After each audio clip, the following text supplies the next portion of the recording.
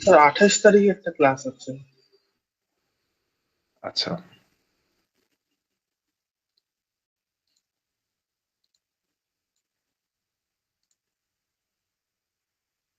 Twenty right. আরেকটা class আমরা পাবো, ঠিক আছে। 28-এ আমরা হচ্ছে যেটা করতে পারি যে প্রবলেম সলভিং করতে পারি, মিড টার্ম রিলেটেড আপনাদের যা যা প্রবলেম থাকবে ভ্যাকেশনে যেই সব প্রবলেম গুলো ফেস করবেন পড়তে গিয়ে, সেগুলো হয়তো আমরা 28-এ সলভ করবো, ঠিক আছে।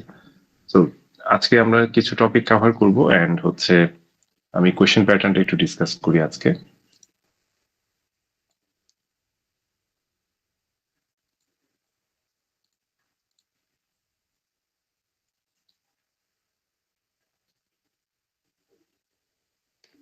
ওকে,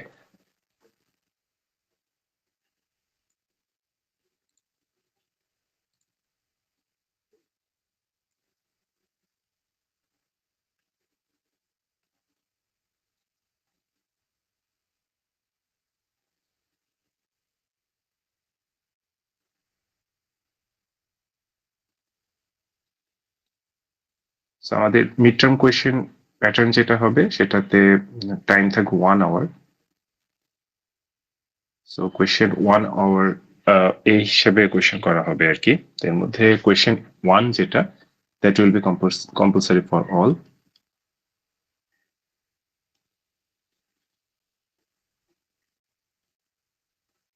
তো এখানে কোয়েশ্চেন এ বি থাকতে পারে, এ বি পার্ট থাকতে পারে, এ বি এরকম পার্ট থাকতে পারে। অ্যান্ড এই কোয়েশ্চেনটা মোস্টলি হচ্ছে CO1 এটার উপর বেস করে হবে, হ্যাঁ। কোয়েশ্চেন আউটকাম 1, আপনারা জানেন যে কোয়েশ্চেন আউটকামে আমাদের হচ্ছে ডিফারেন্ট টাইপস অফ মেশিন বা এনার্জি কনভার্সন ডিভাইসের ওয়ার্কিং প্রিন্সিপাল এগুলোকে ডেসক্রাইব করার এবিলিটি আপনার আছে কিনা সেটা জাজ করা হয়। তো এই হিসেবে আমাদের টপিক হচ্ছে, আমাদের সিলেবাস হচ্ছে ট্রান্সফর্মার। আমরা ট্রান্সফর্মার পড়েছি হাফ অফ দ্য ক্লাসে, অ্যান্ড বাকি ক্লাসগুলোতে আমরা দেখছিলাম হচ্ছে ইন্ডাকশন মোটর। এই হচ্ছে আমাদের সিলেবাস। এর মধ্যে ট্রান্সফর্মার আমরা সিঙ্গেল ফেজ, থ্রি ফেজ দুইটাই কভার করেছি। থ্রি ফেজ থেকে আমরা একটা অ্যাসাইনমেন্ট দিব বলেছিলাম, এন্ড ইন্ডাকশন মোটরে আমরা থ্রি ফেজ কভার করেছি, সিঙ্গেল ফেজ কভার করি নাই। তো এই হচ্ছে আমাদের টোটাল সিলেবাস। তো এখন হচ্ছে যে কোয়েশ্চেন ওয়ানে আসলে ট্রান্সফর্মার বা ইন্ডাকশন মোটর রিলেটেড যেই জিনিসগুলো তাদের ওয়ার্কিং প্রিন্সিপালের সাথে রিলেভেন্ট, সেই ধরনের কোয়েশ্চেনই কোয়েশ্চেন ওয়ানে থাকবে আর কি।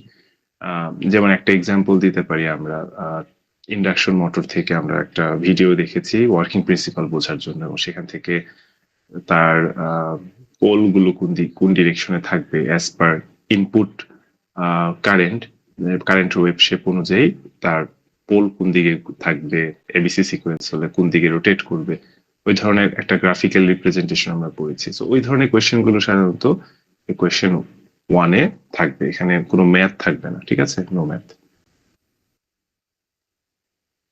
পুরোটাই কোর্স আউটকাম রিলেটেড। এই কোয়েশ্চেনটা টোটাল 50% মার্কস কভার করবে কোয়েশ্চেনের। এরপরে কোয়েশ্চেন টু যেটা, কোয়েশ্চেন টু এবং কোয়েশ্চেন থ্রি থেকে আপনাকে যে কোনো একটা অ্যান্সার করতে হবে।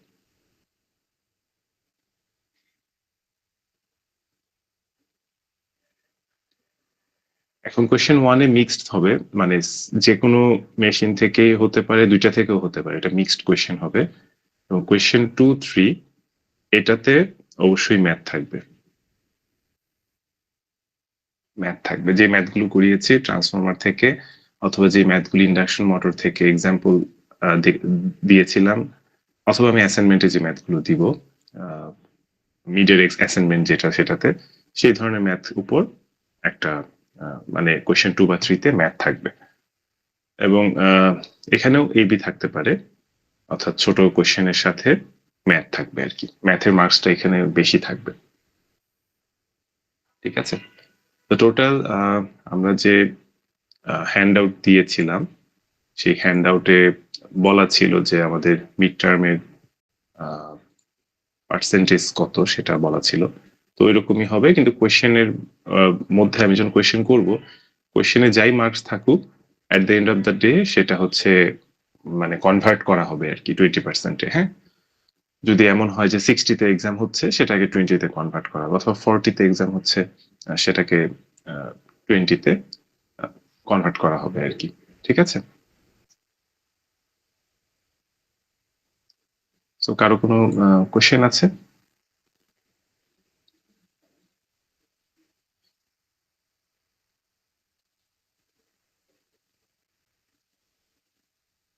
কোয়েশ্চেন প্যাটার্নে কোনো জানার আছে কারো? স্যার দুইটাই কোয়েশ্চেন আসবে শুধু? বুঝি নাই স্যার।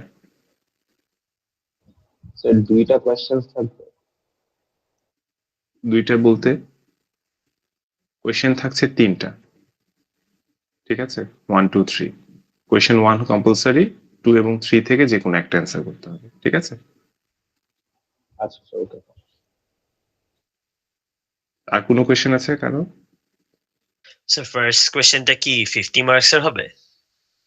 50% হবে, মানে আমি যত মার্কসে এক্সাম নিব, কোয়েশ্চেন 1-এ 50% মার্কস দিব, আর কোয়েশ্চেন 2 এবং 3 যেটা অ্যান্সার করবেন সেটাতে 50% মার্ক থাকবে। ঠিক আছে? কোয়েশ্চেন আমাদের মানে মিডের কোয়েশ্চেনের টোটাল পার্সেন্টেজ অফ মার্ক হবে 20%, মানে আমরা 20%-এ কনভার্ট করবো। এখন আমি যদি 60-তে মার্কিং করি, সেটা 20-তে কনভার্ট হবে। যদি 40-তে মার্কিং করি, সেটাও 20-তে কনভার্ট হবে। বুঝতে ঠিক আছে? পারছি স্যার। ওকে।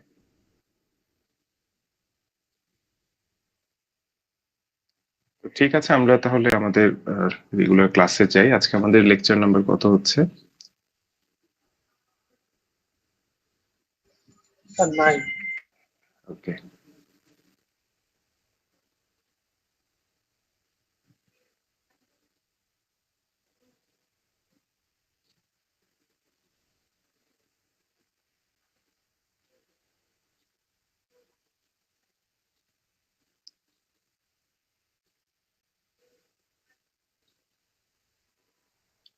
তো আমরা আজকে যে টপিকটা কভার করব, এটাই হবে আমাদের মিডের সিলেবাসের জন্য লাস্ট টপিক। এরপরে যদি কোনো টপিক কভার করিও, যদি নেক্সট শনিবার বা কোথাও, সেটা ফাইনালের জন্য থাকবে, মিডের জন্য না। তো মিডের সিলেবাস হচ্ছে আজকে পর্যন্ত। আজকে পর্যন্ত যা যা পড়িয়েছি, যা যা ডিসকাশন হয়েছে, এগুলো থেকেই কোয়েশ্চেন আসবে। সো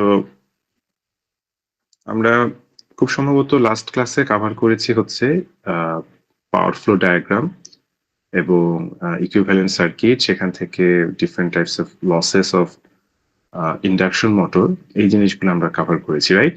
আজকে আমরা কভার করব হচ্ছে ইন্ডাকশন মোটরের torque speed graph.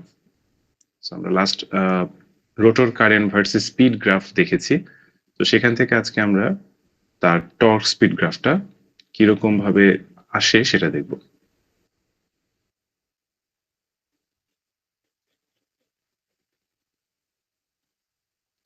So torque speed characteristics বোঝার জন্য আমাদের যেটা বুঝতে হবে ফার্স্টে, যে আমাদের এই ইন্ডাকশন মোটর যখন আমরা চিন্তা করছি, তো ইন্ডাকশন মোটরের দুইটা পার্ট থাকছে। একটা হচ্ছে স্ট্যাটর, যেখানে আপনি ইলেকট্রিক্যাল ইনপুট দিচ্ছেন।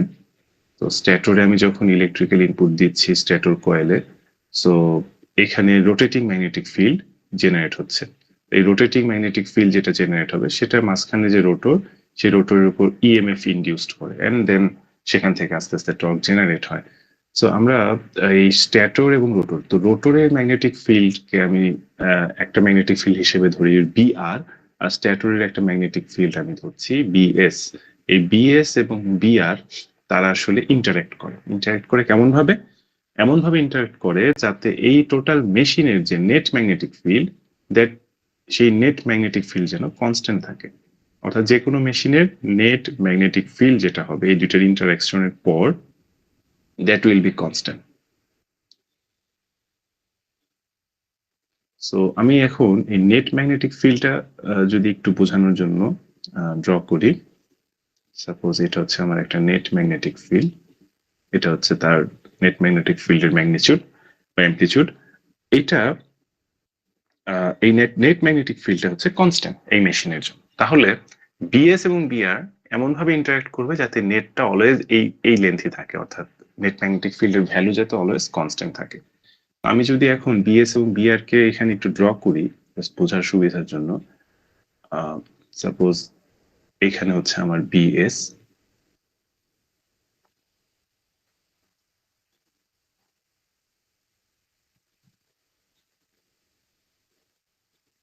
দিস ইজ বিএস,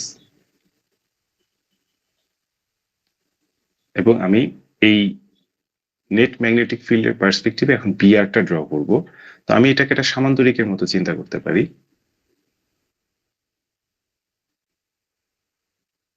তাহলে এই লাইনের প্যারালাল একটা লাইন আঁকতে হবে।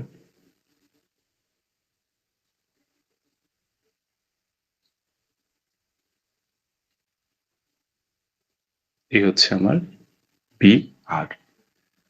তাহলে এই নেট রেজাল্টেন্ট যে লাইনটা, এটার লেন্থটা এরকম আসবে। এখন এই যে বি আর, এই ম্যাগনেটিক ফিল্ড বি আর আসলে কিভাবে জেনারেট হয়? ম্যাগনেটিক ফিল্ড বি আরটা জেনারেট হচ্ছে এই রোটরের কারেন্টের জন্য, অর্থাৎ রোটরে যে কারেন্টটা একটা লুপে ফ্লো করতেছে, এই কারেন্টটা আইআর কারেন্ট, এই আইআর কারেন্ট আসলে এটার অ্যাক্রসে ম্যাগনেটিক ফিল্ড জেনারেট করতেছে। আমি আসলে এই বিআরটা প্রডিউস হচ্ছে আসলে এই রোটর কারেন্টের জন্য, আইআর এর জন্য, এবং এই আইআর এই বিআর এর পার্সপেক্টিভে 90 ডিগ্রি আসলে ল্যাগ করে আইআর থেকে। আমি যদি এখানে আইআরটা ড্র করি 90 ডিগ্রি,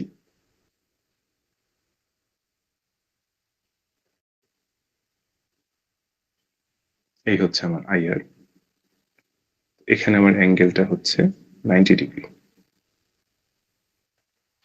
তাহলে বিআর এবং আইআর এর মধ্যবর্তী অ্যাঙ্গেল 90 ডিগ্রি। এখন এই যে বি নেট, এই আইআর এর জন্য যে বিআরটা জেনারেট হচ্ছে, তাহলে এই মাঝখানের অ্যাঙ্গেলটা কত? এই মাঝখানের অ্যাঙ্গেলটা আপনাকে আমরা যদি দেখাই, এই বি নেট এবং এই বিআর, এই অ্যাঙ্গেলটা, এটাকে আমরা নাম দিচ্ছি ডেল্টা। এটা হচ্ছে আমাদের টর্ক অ্যাঙ্গেল।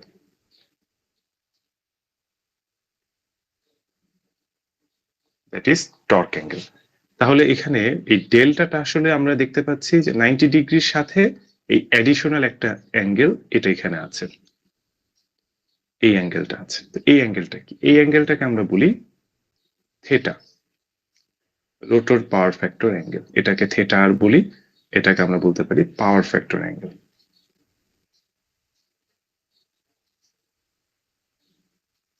তাহলে এখান থেকে অ্যাঙ্গেলের হিসাবটা কিরকম আসছে?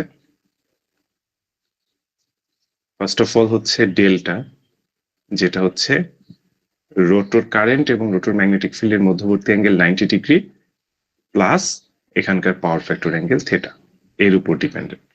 তো আমি উভয়ের সাইডে যদি সাইন নেই, সাইন ডেল্টা,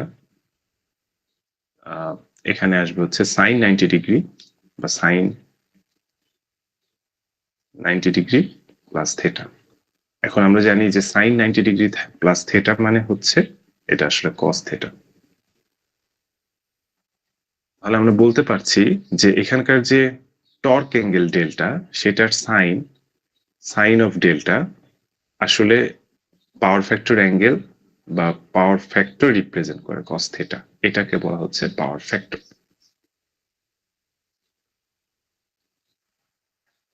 তো এখন এই যে আমি ফিগারটা দেখাচ্ছি, ফেজরটা দেখাচ্ছি ম্যাগনেটিক ফিল্ডের, সেটার পরিবর্তন কিভাবে হবে? সেটার পরিবর্তন এরকম, যদি কোনো কারণে ইন্ডাকশন মোটরটা লোড বেশি থাকে, ফুল লোড থাকে, তাহলে এরকম হবে, কারণ রোটর কারেন্ট বেড়ে যাবে, রোটর ম্যাগনেটিক ফিল্ড বেশি হবে, সেটা নেট ম্যাগনেটিক ফিল্ডকে ব্যালেন্স আউট করার জন্য স্ট্যাটর ম্যাগনেটিক ফিল্ডকে বাড়ায় দিচ্ছে। তার মানে দুইটা এমন ভাবে ব্যালেন্স আউট হবে নেট লাইনটা যেন সেম থাকে। এখন কোনো কারণে যদি মোটরটাকে আমি আনলোডেড করে দিই, অর্থাৎ কোনো লোড নাই, তাহলে কি হবে? রোটর কারেন্ট কমে যাবে। রোটর কারেন্ট যখন ম্যাগনিটিউড কমে যাবে, বিআর কমে যাবে, বিআর তখন ছোট হয়ে আসবে। তো বিআর যদি ছোট হয়ে আসে, সেক্ষেত্রে এই বিনেটকে আপনার ঠিক রাখার জন্য বিএসটাকেও ছোট হয়ে আসতে হবে, তখন এই মধ্যবর্তী অ্যাঙ্গেল গুলো ছোট হবে। তো কিরকম হবে একটু দেখি গ্রাফিক্যালি বোঝার জন্য। আমি ধরে নিচ্ছি আমার নেট ম্যাগনেটিক ফিল্ডের লেন্থ সেম। এখন বিএসটা বিআর এর সাপেক্ষে চেঞ্জ হবে। তো বিআরটা আমার ছোট হয়ে গেল, সাপোজ বিআর এর লেন্থ আমি আগেই ড্র করে নিচ্ছি এরকম খুবই ছোট, অর্থাৎ বিআর এর যে ভ্যালুটা কারেন্ট যেটা সেটা কমে গেল, অর্থাৎ এখানে আমাদের চিন্তা করতে হচ্ছে, ধরে নিচ্ছি লোড নাই বা নো লোড অবস্থা, আর আগে যেটা ছিল এটাতে মনে করেন যে লোড আছে বা ফুল লোড অবস্থা, ফুল লোড অথবা ব্লক লোড, যে কোনো একটা কন্ডিশন আমরা চিন্তা করতে পারি ম্যাক্সিমাম যখন আইআর ফ্লো হচ্ছে। তো এখানে বিআর যেহেতু কম, তাহলে আমার আইআর যেটা এটা 90 ডিগ্রিতে থাকবে, ধরে নিচ্ছি এটা হচ্ছে আমাদের আইআর এর লাইন 90 ডিগ্রি অ্যাঙ্গেল। তাহলে এই বি নেটকে ঠিক রাখতে এখন বিএস এর চেঞ্জটা কেমন হবে, বিএস এর অ্যাঙ্গেলও চেঞ্জ হয়ে আসবে। কিরকম চেঞ্জ হবে দেখি। এখন আমাকে এই বিআর এর পার্সপেক্টিভে বি নেট যেটা সেটার অ্যাঙ্গেলটা যদি আমি চিন্তা করি, তাহলে এটা সামান্তরিক আঁকতে সহজ হবে। এই হচ্ছে তাহলে আমার বিএস। এই তাহলে এখান থেকে দেখা যাচ্ছে যে থিটার অ্যাঙ্গেলটা চেঞ্জ হয়ে গেছে, থিটার অ্যাঙ্গেলটা খুব ছোট হয়ে গেছে। সেই হিসেবে তাহলে আমাদের যে ওভারঅল ডেল্টার ভ্যালুটাও কিন্তু এখানে চেঞ্জ হচ্ছে। এইভাবে ওভারঅল কিন্তু একটা ইন্ডাকশন মোটরের পাওয়ার ফ্যাক্টর চেঞ্জ হয় from no load to full load. তো নো লোড থেকে আমি যদি চিন্তা করি অ্যাঙ্গেলটা খুব কম, তাহলে পাওয়ার ফ্যাক্টর বা কস থিটা যেটা সেই ভ্যালুটা আসলে খুব কম আসবে, জিরোর কাছাকাছি আসবে। অ্যাঙ্গেলটা খুব ছোট, কস জিরো, মানে একদম থিটার মান হচ্ছে আমি যদি বলি যে ওভারঅল ছোট, তো সেই হিসেবে একরকম একটা ভ্যালু আমরা পাবো। আবার যখন লোড হয়ে যাচ্ছে তখন অ্যাঙ্গেল চেঞ্জ হয়ে যাচ্ছে, অ্যাঙ্গেল বেড়ে যাচ্ছে, তো তখন আমরা একরকম ভ্যালু পাবো। তো এই যে পাওয়ার ফ্যাক্টরের ভ্যালু সেটা আমাদের বুঝতে হবে, সেটা মানে একটা মোটরের স্পিড জিরো যখন থাকবে তখন কত হবে, স্পিড যখন ম্যাক্সিমাম স্পিডে যখন ঘুরবে তখন কত হবে, সেটা আমাদের লাগবে to get the torque speed graph. এবার আমরা আসি, এইটুকু যদি আমাদের কাভার হয়, এবার আমরা সামনে আগাবো যে তাহলে এই অ্যাঙ্গেলগুলো কিভাবে টর্ক স্পিড গ্রাফ তৈরি করতে বা মডেল করতে ইউজ করা যায়। টর্ক স্পিড গ্রাফের আমাদের ইনডিউস টর্কটা তাহলে এখন এখান থেকে বের হয়ে আসবে।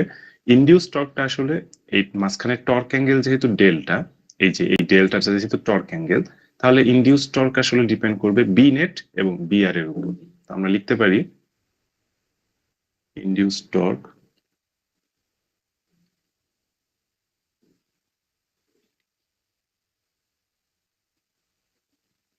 বিআর এবং বি নেটের ক্রস প্রোডাক্ট, ক্রস ভেক্টর আমরা চিন্তা করতে পারি। তো এখন এর সাথে আবার একটা কনস্ট্যান্ট অ্যাড করতে হবে, that is called machine constant. এটা সব মেশিনের ম্যাটেরিয়ালের উপর ডিপেন্ড করবে। তার মানে ইনডিউস টর্ক হচ্ছে বিআর এবং বি নেটের ক্রস প্রোডাক্ট। ক্রস প্রোডাক্ট কারণ হচ্ছে এটা একটা ভেক্টর ডাইমেনশন। এখানে আমরা যদি চিন্তা করি বি নেট এবং বিআর এর যে চেঞ্জ গুলো হচ্ছে অ্যাঙ্গেলের, সেটা আসলে ক্রস ভেক্টর দিয়ে ক্যালকুলেট করা পসিবল। এজন্য বিআর ক্রস বি নেট আমরা চিন্তা করতে পারি। অ্যান্ড অ্যাজ পার ক্রস ভেক্টরের আমরা যদি সিম্পলিফিকেশন করি, দেন দ্যাট উইল বি এই ক্রস প্রোডাক্টের ভ্যালু হচ্ছে সাইন অ্যাঙ্গেল, সাইন ডেল্টা, যেটা আমরা একটু আগে দেখলাম। তো এই সাইনের ভ্যালুটা আমরা যদি রিপ্লেস করে দিই, এটাকে রিপ্লেস করা যাবে কস থিটা দিয়ে, তার মানে পাওয়ার ফ্যাক্টর অ্যাঙ্গেল দিয়ে। সো ইনডিউস টর্ক তিনটা প্যারামিটারের উপর ডিপেন্ড করে। কে হচ্ছে কনস্ট্যান্ট, এটা মেশিন কনস্ট্যান্ট থাকলো। বিআর যেটা আসলে রিপ্রেজেন্ট করে রোটর কারেন্টের যে গ্রাফটা আমরা দেখেছি ভার্সেস স্পিড, সেটা তার মানে বিআর আসলে আইআর এর একই ভ্যালু। বি নেট এটা আমরা ধরে নিছি এটা কখনো চেঞ্জ হবে না, দ্যাট উইল বি কনস্ট্যান্ট। আর কস থিটা এটা চেঞ্জ হবে অ্যাজ পার অ্যাঙ্গেল। সো এটা আসলে নো লোড থেকে ফুল লোডে চেঞ্জ হবে। সো আমরা এখন এই তিনটা প্রোডাক্টকে তিনটা গ্রাফে দেখাবো, so that you can get induced টর্কের গ্রাফ। তো আমরা দেখি যে আইআর এর গ্রাফটা কি ছিল, লাস্ট ক্লাসে আমরা দেখেছি। তো আমরা একটু প্লট গুলো দেখি। ফার্স্ট অফ অল হচ্ছে স্পিডের পার্সপেক্টিভে রোটর কারেন্ট, এটার গ্রাফ আমরা দেখব। রোটর কারেন্ট অথবা রোটর ম্যাগনেটিক ফিল্ডের যে গ্রাফ, সেম গ্রাফ। তো রোটর কারেন্ট যখন স্পিড 0 থাকবে তখন কারেন্ট থাকে ম্যাক্সিমাম, আর স্পিড যখন 100% হয়ে যাচ্ছে তখন কারেন্ট একদম 0। So that is our IR অথবা BR versus speed graph. So এটা হচ্ছে আমাদের প্রথম গ্রাফ। সো আমরা প্রথম গ্রাফটা ইনডিউস টর্কের ইকুয়েশন থেকে নিলাম। এবার আসি বি নেট। বি নেট হচ্ছে কনস্ট্যান্ট থাকবে। সো আমরা জাস্ট সিম্পলি চিন্তা করতে পারি স্পিড যখন একদম 0 সেখান থেকে ম্যাক্সিমাম স্পিড পর্যন্ত এই পুরো জায়গাটাতে আমার নেট ম্যাগনেটিক ফিল্ড এটা হচ্ছে কনস্ট্যান্ট থাকবে। সো এটা হচ্ছে কনস্ট্যান্ট, স্পিড 0, স্পিড 100%। এরপরে আমরা 3 নাম্বার প্লটটা দেখি, পাওয়ার ফ্যাক্টর। তাহলে পাওয়ার ফ্যাক্টরের প্লটটা কিরকম হবে?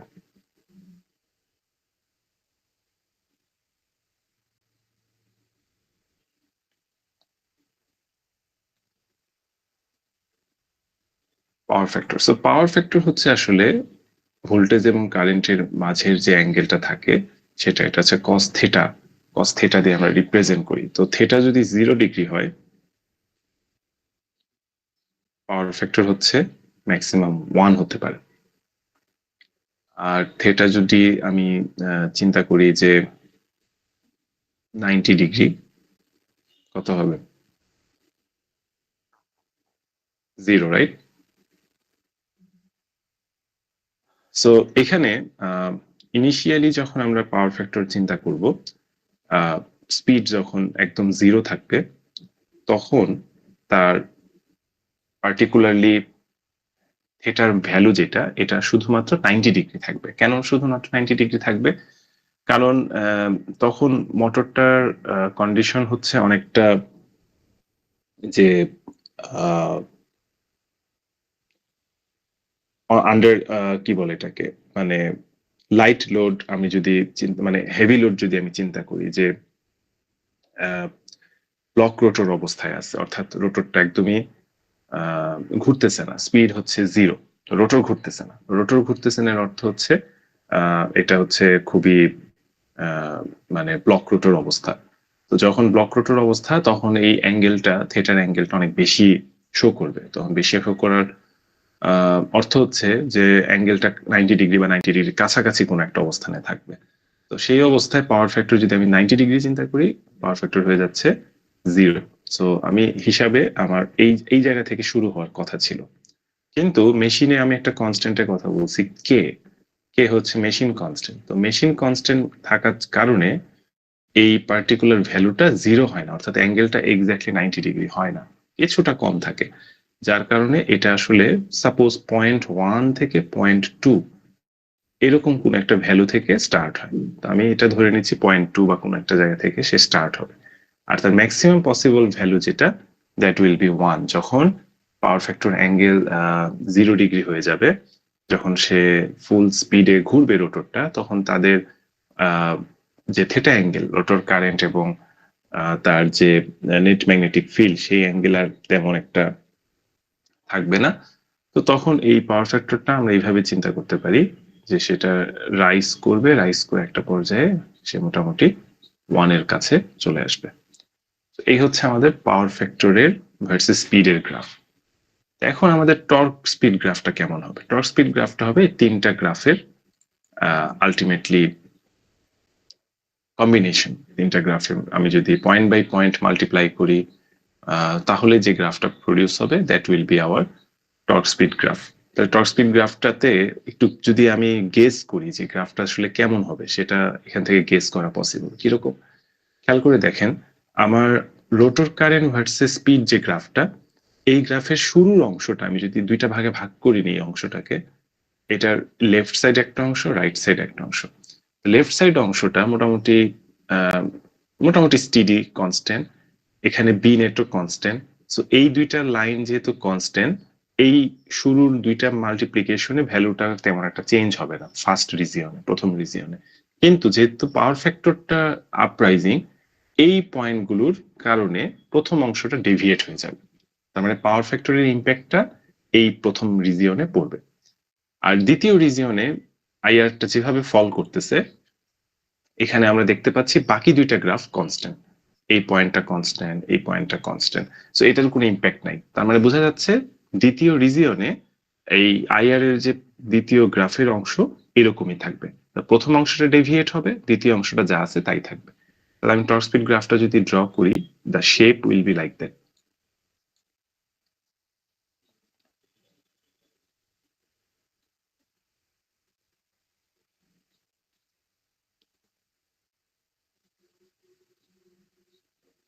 তো প্রথম অংশটুকু যেটা, এটা ডেভিয়েট করবে, ডেভিয়েট করে এই প্রথম অংশের পার্টটুকু আমি যেটা দেখালাম এই পর্যন্ত আসবে। তারপরের পার্টটা জাস্ট যেরকম আছে সেরকমই থাকবে। এই হচ্ছে আমাদের final torque speed characteristics graph. এবার আসি এই টর্ক স্পিড ক্যারেক্টারিস্টিক্স গ্রাফের কিছু রিজিয়ন কি কি আছে সেগুলো নিয়ে।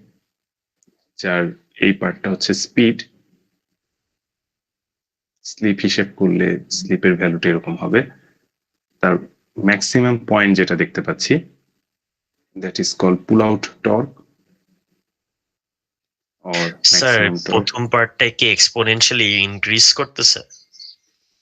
হ্যাঁ, মোটামুটি একটা এক্সপোনেনশিয়ালের মতো ইনক্রিজ করবে। হ্যাঁ, পাওয়ার ফ্যাক্টরটা যেরকম হচ্ছে বাড়তেছে, যেহেতু এটা ওটা রাইজিং হবে আর কি। অ্যান্ড এই অংশের আমরা যদি বলি, এই রিজিয়নটা অ্যাজ পার রোটর কারেন্টের পার্ট, এটা হচ্ছে লো স্লিপ রিজিয়ন। এই পার্টটা হচ্ছে আমাদের হাই স্লিপ রিজিয়ন। মাঝেরটা হচ্ছে মডারেট স্লিপ রিজিয়ন, এটা আমরা জানি। ওকে, অ্যান্ড দেন এখানে আমাদের টর্ক, ম্যাক্সিমাম টর্ক একটা আমরা পেলাম।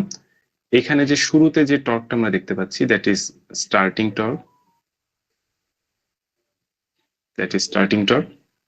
অ্যান্ড আমরা যদি দেখি এখানকার এই পার্টিকুলার ইন্ডাকশন মেশিনটা আসলে কত স্পিডে মানে কোন লোডে সে আসলে রোটেট করবে বা কোন স্পিডে সে ঘুরবে, এই যে ইয়েলো লাইনটা আমরা দিলাম, দ্যাট ইজ আসলে লোড টর্ক বা ফুল লোড টর্ক।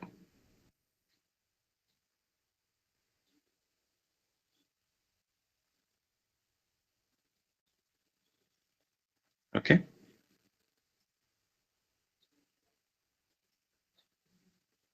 এটা হচ্ছে আমাদের ফুল লোড টর্ক। তাহলে আমরা দেখতে পাচ্ছি যে আমাদের এই ইন্ডাকশন মোটরটা আসলে যদি আমি রোটেট করে কত স্পিডে বলি, এই স্পিডে সে রোটেট করে। এটা হচ্ছে তার মেকানিক্যাল স্পিড, যেটা আমরা দেখতে পাচ্ছি সিনক্রোনাস স্পিড থেকে কিছুটা কম।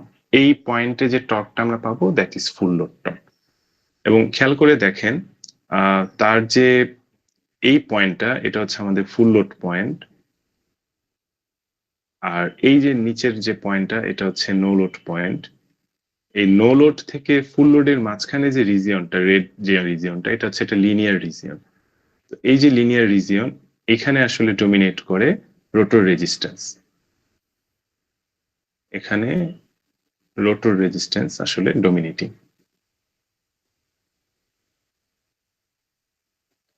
এই জন্য রিজিয়নটা হচ্ছে লিনিয়ার। এই হচ্ছে আমাদের total torque speed characteristics graph of 3-ফেজ ইন্ডাকশন মোটর।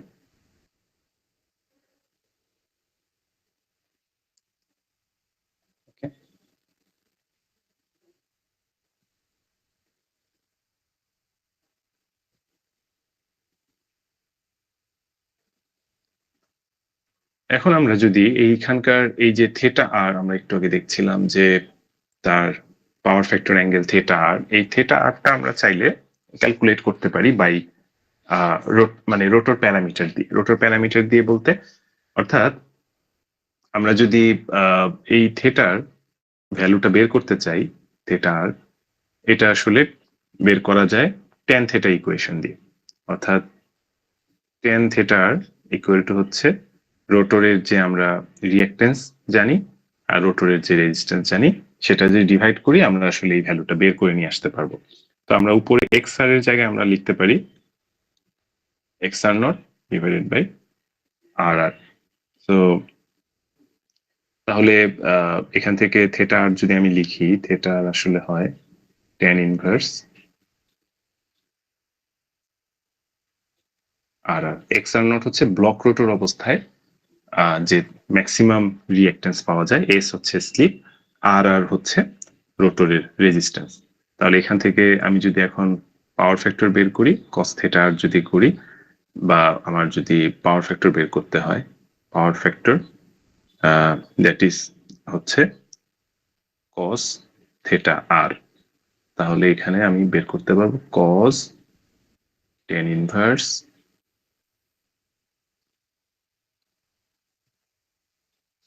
এই। তাহলে এখান থেকে পাওয়ার ফ্যাক্টরটা আপনি ইজিলি ক্যালকুলেট করতে পারবেন। So that is all for torque speed characteristics. So এখন এই টর্ক স্পিড ক্যারেক্টারিস্টিক গ্রাফের কিছু কমেন্টস আমাদের জানা লাগবে, কিছু কমেন্টস আমাদের জানতে হবে। কি কি কমেন্টস আছে? তো আমি যদি একটু শর্ট নোট করি, যে এখানকার জিরো যখন কারেন্ট হয়ে যাচ্ছে, অর্থাৎ স্পিড যখন ম্যাক্সিমাম হচ্ছে, সিনক্রোনাস স্পিড হচ্ছে, তখন কিন্তু এই ইন্ডাকশন মোটরে ইনডিউস টর্ক থাকবে না। তাহলে প্রথম আমাদের যে কমেন্টটা হতে পারে, induce torque will be zero at synchronous speed. এটা একটা পয়েন্ট এই গ্রাফ থেকে বের করা যায়। নাম্বার 2 যদি আমি বলি, তার যে লিনিয়ার রিজিয়ন যে অংশটা আছে, ফুল লোড এবং নো লোড, এখানে গ্রাফটা হচ্ছে লিনিয়ার। এখানে আসলে যে রিজিয়নের ডোমিনেটিং হচ্ছে আর, তো সেটা আমরা বলতে পারি নো লোড থেকে full load region nearly linear.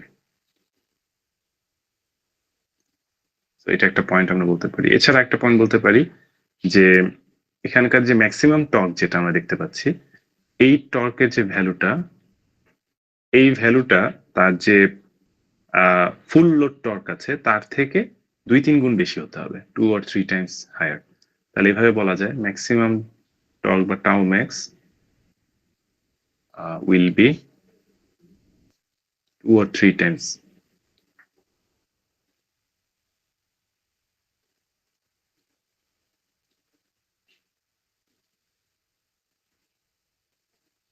greater than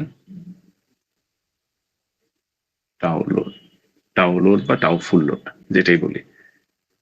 and starting torque যেটা আমরা দেখতে পাচ্ছি, সেটা অবশ্যই ফুল লোড টর্ক থেকে বেশি হতে হবে, otherwise induction motor self start হবে না। তাহলে আমরা এইভাবে বলতে পারি যে starting torque should be greater than load বা ফুল লোড টর্ক। তো এছাড়া আমরা যদি এই পার্টিকুলার ইন্ডাকশন মোটরটাকে জেনারেটর হিসেবে রান করতে চাই, তাহলে কি করতে হবে? তাহলে যেটা করতে হবে, তাকে আরো হায়ার স্পিডে ঘোরাতে হবে। কেন? তো নর্মালি আমরা তো টর্ক স্পিড গ্রাফটা মোটরের জন্য দেখছি, মোটরের গ্রাফটা হচ্ছে অনেকটা এরকম। তো এটা হচ্ছে আমাদের সিনক্রোনাস স্পিড, এর কম স্পিডে আমাদের মোটরটা ঘুরে। কিন্তু আমি যেটাকে জেনারেটর হিসেবে রান করাতে চাই, তাকে তার চেয়ে সিনক্রোনাস স্পিডের চেয়ে দ্বিগুণ স্পিডে ঘোরাতে হবে। তাহলে উপরের রিজিয়নটা হয়ে যাবে আমার মোটর রিজিয়ন, নিচের রিজিয়নটা হয়ে যাবে আমার জেনারেটর রিজিয়ন। তার স্পিড হয়ে যাবে সিনক্রোনাস স্পিডের দ্বিগুণ অ্যাটলিস্ট। যদি ঘোরাতে পারি, মানে ফাস্টার যদি ঘোরাতে পারি, সোজা কথা, মানে মোটরের যে স্পিড 1400 আরপিএম, তার চেয়ে বেশি স্পিডে তাকে যদি ঘোরাতে পারি, যে রিজিয়নে এই মেশিনটা চলে আসবে সেটা হচ্ছে জেনারেটর রিজন। তখন সে পাওয়ার কনজিউম না করে, এখানে সে পাওয়ার কনজিউম করতো, এখন সে পি সাপ্লাই করবে এই রিজিয়নে। সো জেনারেটর হিসেবে ইন্ডাকশন মেশিনকে রান করানো, যেটার এক্সাম্পল কি? এক্সাম্পল হচ্ছে সাপোজ আমার একটা ইন্ডাকশন মেশিন আছে, এটার একটা রোটর আছে, এই রোটরে আমি একটা ফ্যান লাগালাম। অর্থাৎ আপনারা জানেন যে উইন্ড মিল সম্পর্কে আপনারা জানেন। তো আমি কি করলাম, এটা বাতাসের যে বেগ, এই ফ্যানটাকে সেই স্পিডে ঘোরালাম, তখন তার রোটরটা অনেক স্পিডে ঘোরা শুরু করলো। তো এতক্ষণ ইন্ডাকশন মোটরটা সাপোজ পাওয়ার কনজিউম করছিল, মোটর হিসেবে নিজে ঘুরছিল, কিন্তু বাহির থেকে বাতাস দিয়ে তাকে জোর করে আমি ঘোরানোর চেষ্টা করলাম। মানে সে যত স্পিডে ঘুরছিল তার চেয়ে দ্বিগুণ স্পিড বা আরো বেশি স্পিডে ঘোরাচ্ছি। তখন এই মেশিনটা নিজে পাওয়ার সাপ্লাই শুরু করবে, পাওয়ার কনজিউম না করে পাওয়ার সাপ্লাই শুরু করবে। তখন সে হয়ে যাচ্ছে ইন্ডাকশন জেনারেটর। তবে এই যে পাওয়ার সাপ্লাই করছে ইন্ডাকশন জেনারেটরটা, ইন্ডাকশন মেশিনকে আমি যখন জেনারেটর হিসেবে রান করব, এই সাপ্লাই পাওয়ারটা শুধুমাত্র রিয়েল পাওয়ার হবে। এইটা রিয়েল পাওয়ার হবে কেন? কারণ তার মধ্যে রোটরে কোনো ইলেকট্রোম্যাগনেট নাই। রোটরে ইন্ডাকশন প্রিন্সিপালে সে আসলে এতক্ষণ মোটর হিসেবে রান করছিল। তো রোটর সার্কিটে কোনো রকম ইলেকট্রোম্যাগনেট না থাকায় সে আসলে রিয়েক্টিভ পাওয়ার সাপ্লাই করতে পারে না। আর যেহেতু রিয়েক্টিভ পাওয়ার সাপ্লাই করতে পারে না, এই পাওয়ারটা সরাসরি গ্রিডে আমরা কানেক্ট করতে পারবো না। সো এটার সেপারেট অ্যারেঞ্জমেন্ট প্রয়োজন হয়, যার কারণে ইন্ডাকশন মেশিন আসলে জেনারেটর হিসেবে খুব বেশি একটা পপুলারিটি পায় নাই। শুধুমাত্র উইন্ড টারবাইনের ক্ষেত্রে এটা ইউজ করা হতো এক সময়, বাট আস্তে আস্তে সিনক্রোনাইজ মেশিন দিয়েই এগুলো রিপ্লেস হয়ে গেছে। হ্যাঁ, তো এই জন্য কোর্সে ইন্ডাকশন মেশিনের ইন্ডাকশন মোটরকে ইন্ডাকশন জেনারেটর হিসেবে আমি বলছিলাম প্রথম দিকে যে কেন ইউজ করা হয় না, আমরা জানার চেষ্টা করবো যে এই জন্য আসলে জেনারেটর হিসেবে এটাকে অপারেট করার সুযোগ থাকলেও, করা গেলেও বিভিন্ন প্রবলেমের জন্য এটা আমরা আসলে করি না। এবং এই জন্যই বইয়ে দেখবেন যে ইন্ডাকশন জেনারেটর আলাদা কোনো টপিক নেই, ইন্ডাকশন মোটরটাই প্রায়োরিটি দেওয়া হয়। হ্যাঁ, তো যেটা হবে যে ইন্ডাকশন জেনারেটর আমি করে দেখছি আমাদের ল্যাবের মোটরগুলো দিয়ে, জেনারেটর হিসেবে কাজ করা যায়, পাওয়ার সাপ্লাই হয়, বাট সমস্যা হচ্ছে ভোল্টেজ স্টেবল থাকে না। একটা সার্টেন লেভেল পর রিয়েল পাওয়ার সে জেনারেট করতে পারে না। রিয়েক্টিভ পাওয়ার যদি অ্যাড করতে যাই, সে মোটরের স্পিড ফল করে। এরকম বেশ কিছু ইনস্টেবিলিটি তৈরি হয়, বেশ কিছু ইস্যুস আমরা অবজার্ভ করছি। তো প্র্যাকটিক্যালি এটা আসলে লোডের সাথে কানেক্ট করার জন্য খুব একটা ভায়াবল না। হ্যাঁ, আর ইন্ডাকশন মোটর যেটা মোটর হিসেবে ডিজাইন করা হয়, সেটাকে দিয়ে জেনারেটর হিসেবে রান করাটা রিস্কি, কারণ সেটা রেটিং মিলবে না। রাদার যদি ইন্ডাকশন জেনারেটর হিসেবে কোনো একটা মেশিন ক্যালকুলেট করে ডিজাইন করা হয়, সেটা হয়তো আপনার জেনারেটর হিসেবে ভালো পারফর্ম করবে। তো আমাদের ল্যাবের ম্যাক্সিমাম মেশিনই মোটর হিসেবে এগুলো ডিজাইন করা, জেনারেটর হিসেবে প্রিন্সিপাল অনুযায়ী কাজ করে, বাট যেটা বললাম স্টেবিলিটি থেকে শুরু করে ভোল্টেজ, তারপর তার যে স্পিড, এগুলো এবং হারমোনিক্স, অনেক কিছুতে তার প্রবলেম থেকেই যাবে। So that's all for today. আমার মনে হয় এই পর্যন্ত আমরা সিলেবাস কমপ্লিট রাখি ফর মিড টার্ম। মিড টার্মের পরে আমরা অন্য টপিক কভার করবো আর কি। আমি আবার কোয়েশ্চেন প্যাটার্ন একটু আলোচনা করি। আমাদের কোয়েশ্চেন প্যাটার্ন হবে টোটাল 3টা কোয়েশ্চেন। এর মধ্যে কোয়েশ্চেন 1 উইল বি কম্পালসরি, 1 ঘন্টার এক্সাম হবে। কোয়েশ্চেন 2, 3 থেকে একটা অ্যান্সার করতে হবে। 2, 3 তে ম্যাথ থাকবে, আমি যে ম্যাথগুলো দিব অ্যাসাইনমেন্ট হিসেবে। কোয়েশ্চেন 1 এ থাকবে হচ্ছে মিক্সড কোয়েশ্চেন থাকতে পারে, অর্থাৎ ট্রান্সফার ইন্ডাকশন মোটর মিক্স করে থিওরিটিক্যাল কোয়েশ্চেন গুলো থাকবে, যেগুলো হচ্ছে তার ওয়ার্কিং প্রিন্সিপালের সাথে রিলেটেড। CO1, আপনারা CO1 এর স্টেটমেন্ট আপনাদের হ্যান্ড আউটে আছে। So describe the working principle and construction features of any kind of machine. ওই রিলেটেড কোয়েশ্চেন গুলো, ওগুলো পড়াতে যেসব কোয়েশ্চেন বা যেসব টপিক আমি কভার করেছি, যেমন এক্সাম্পল হিসেবে আমি বলছিলাম যে ইন্ডাকশন মেশিনের ওয়ার্কিং প্রিন্সিপাল আমি পড়িয়েছি ভিডিওতে, কিভাবে তার পোল গুলো রোটেট করে অ্যাজ পার ইনপুট সেটা দেখিয়েছি। So these are the questions could be set for question 1 and question 2 and 3। এখানে ম্যাথ থাকবে অবশ্যই, ম্যাথই মেইন, এবং তার সাথে ছোট কোয়েশ্চেন্স গুলো কিছু থাকতে পারে ট্রান্সফার ইন্ডাকশন মোটর থেকে, যে কোনো একটা অ্যান্সার করতে হবে। So that's all. হোপফুলি আপনারা যেদিন খোলা হবে আমাদের একটা ক্লাস আছে মিটের আগে, সো ওই ক্লাসে আমরা প্রবলেম সলভ করব। So during this vacation hopefully will cover your topics. আমি স্লাইড গুলো দিয়ে দিয়েছি ক্লাসরুমে, যেগুলো কভার করেছি স্লাইড থেকে ওই টপিক গুলি পড়বেন। যেগুলো হ্যান্ড লেকচার আমি অনলাইনে নিয়েছি সেগুলো দেওয়া আছে। এরপর স্যার লাস্ট ক্লাসের নোটটা দেওয়া হয়নি। কোনটা দেওয়া হয়নি স্যার? স্যার লেকচার নোটটা, লেকচার নোট। লেকচারের স্লাইড মনে হয় দিয়ে দিচ্ছি আমি, হ্যাঁ স্লাইডেই সবকিছু আছে। হোপফুলি লেকচার নোট না থাকলেও সমস্যা হবে না। হ্যাঁ, আমি স্লাইডটা দিয়ে দিয়েছি, স্লাইডটার মধ্যেই সব আছে, দেখতে পারেন। সো যেটা হচ্ছে যে আমাদের স্লাইড ইন্ডাকশন মেশিনের যে স্লাইড গুলো দেওয়া, সেটা লেকচার 8 1 থেকে 5 হচ্ছে ট্রান্সফরমারে আপলোড করা আছে। 6 7 8 পর্যন্ত আমি কভার করেছি, তো সেগুলো ইন্ডাকশন মোটরে ওখানে আপলোড করা আছে। লেকচার 9টা দরকার নাই, ওটা আমরা আফটার মিড পড়বো। অ্যান্ড হচ্ছে আমি অ্যাসাইনমেন্ট একটা দিব মিড টার্ম কোয়েশ্চেন প্যাটার্নের মতো করে, তো অ্যাসাইনমেন্ট আপনারা প্র্যাকটিস করবেন ওভার দ্য ভ্যাকেশন হোপফুলি। আর ক্লাস নোট যেটা আপনারা তুলেছেন, ক্লাস নোটের উপর মার্কস আছে আপনারা জানেন, তো সেটা সাবমিট করে দিবেন এক্সামের সময়। এক্সাম যখন হবে, যেদিন হবে সেদিন ক্লাস নোট আর অ্যাসাইনমেন্ট গুলো এক্সাম পর্যন্ত ডেডলাইন থাকবে, সো ইউ ক্যান সাবমিট ইট। ঠিক আছে? স্যার ক্লাস নোটস গুলো কি লাইক A4 পেপারে সাবমিট করে দিব? না, ক্লাস নোট বলতে আপনি লেকচার যা তুলেছেন স্ক্যান করে পিডিএফ করবেন, এটা ক্লাসরুমে সাবমিট করতে হবে। হ্যাঁ, Okay. আজকে পর্যন্ত যা যা যা নোট করেছেন খাতায়, সেটা হচ্ছে সাবমিট করতে হবে। ওকে, ওকে স্যার। ঠিক আছে, আমি একটু অ্যাটেন্ডেন্সটা নিচ্ছি। স্যার আমরা কবে সাবমিট করব? এটার উইন্ডো ওপেন থাকবে এক্সামের দিন পর্যন্ত, যেদিন আপনাদের এক্সাম হবে, মানে এই সেকশনের এক্সামটা যেদিন হবে সেদিন পর্যন্ত। হ্যাঁ,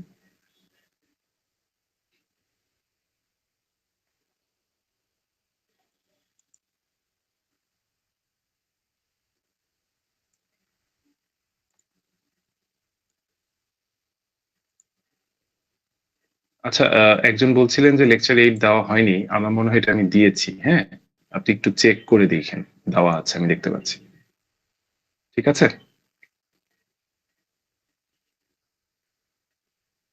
আমি দেখতে পাচ্ছি এটা আপলোড করা আছে, আপনি আরেকবার একটু চেক করে দেখবেন যে আপনার সাইট থেকে দেখা যায় কিনা। হ্যাঁ, কনফার্ম হয়নি।